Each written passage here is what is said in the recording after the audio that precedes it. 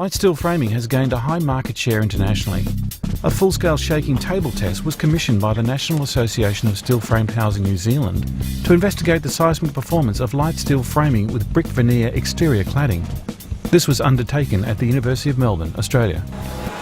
We're doing a representative test on brick veneer on steel framing under earthquake loadings, where we are wanting to determine as realistically as possible the expected performance of brick veneer on steel framing under different defined levels of earthquake loading. We are hoping and expecting that for the different levels of earthquake loading we will have no damage or minimal to no damage under what's called a serviceability earthquake. We are hoping on the basis of the performance we've had so far that in fact the brick veneer will remain largely intact. The test house was developed to model the behaviour of a real house under seismic loading. It was 2.6 by 2.8 metres in plan and 2.4 metres high.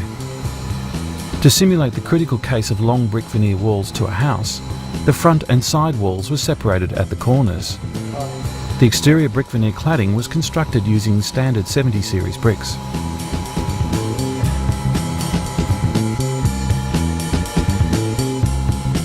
The brick veneer was attached to the steel frame with Type B brick ties in accordance with normal industry practice. The ties were fixed to the flanges of the steel studs using a single screw that was fastened through the thermal break. The test house had, in one direction, 2 brick veneer walls without openings. In the other direction, one wall had an opening for a window and the other had an opening for a door.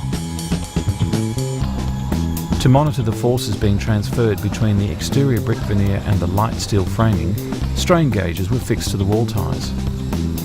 To monitor whether there was any evidence of tie pull-out from the mortar during the tests, video cameras were mounted at the top of the cavities. The interior finish to the test house was comprised of 10mm thick standard plasterboard. The 90mm wall studs were spaced at 600mm centres. A 1,500 kilogram roof slab was added to model a typical house roof.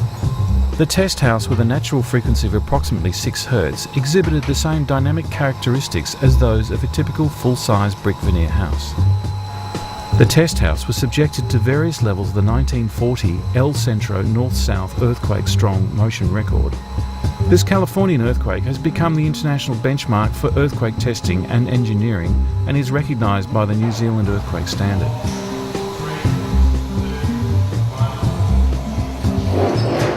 Test 1 and 3 subjected the test house to 0.89 times El Centro. This represents a strong earthquake of approximately 6.2 on the Richter scale. No sign of any damage from these tests were observed.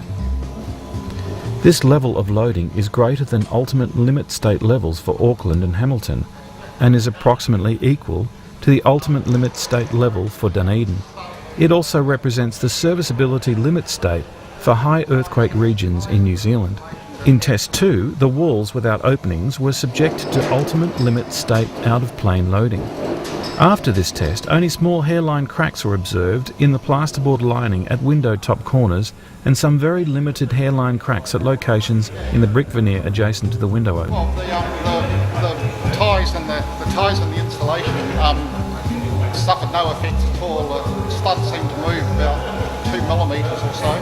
Brick veneer just moved as a solid unit, no sign of any local deformation or cracking, no sign of any damage whatsoever.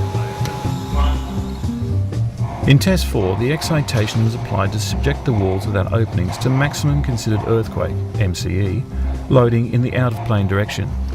This MCE loading was equivalent to 1.72 times El Centro, which represents an earthquake of 8.4 on the Richter scale. MCE is defined as the maximum considered earthquake representing a very rare event. Test 5 consisted of subjecting the test house to an MCE level of load in the other direction, which resulted in the walls with the door and the window being subject to out-of-plane loading. The test house passed all the requirements for MCE and everyone involved was delighted with the excellent performance. The decision was then made to increase the loading to determine how much reserve strength remained in the test house. In Test 6, the load direction was changed again to load the walls without openings in the out-of-plane direction. In this test, the loading was 1.16 times MCE level, which was equivalent to 2 times El Centro. As can be seen, there was no noticeable rocking of the brick piers at the base of the window. After this test, hairline cracks that extended across the pier base were observed. However, there was no visible damage to any of the ties or the steel frame. In Test 7, the level of loading was increased to 1.34 times the MCE level, which was equivalent to 2.3 times El Centro. As can be seen, there was an increased rocking and cracking of the brick piers at the base of the window during the test. From a visual inspection of the test house, there was no evidence of pull-out of any of the ties or damage to the steel frame.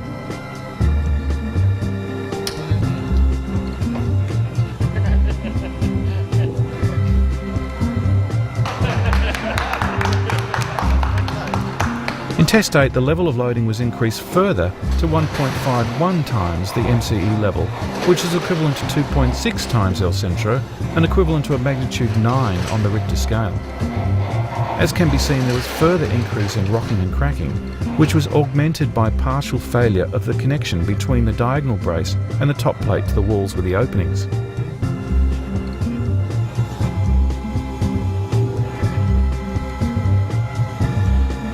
Again, there was no sign of tie pull-out from the steel frame or the brick veneer. However, there was evidence of the ties causing a permanent indentation in the thermal brakes.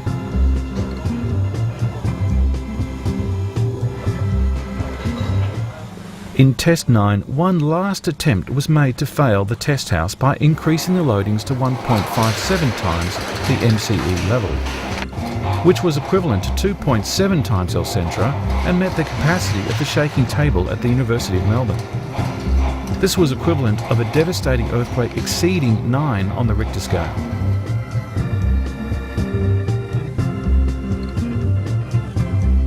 Are you pleased with the results? Extremely pleased. It's performed at the right at the upper end of my expectations. It's as good as I could have hoped for and certainly better than I expected. What does this mean for the steel frame industry?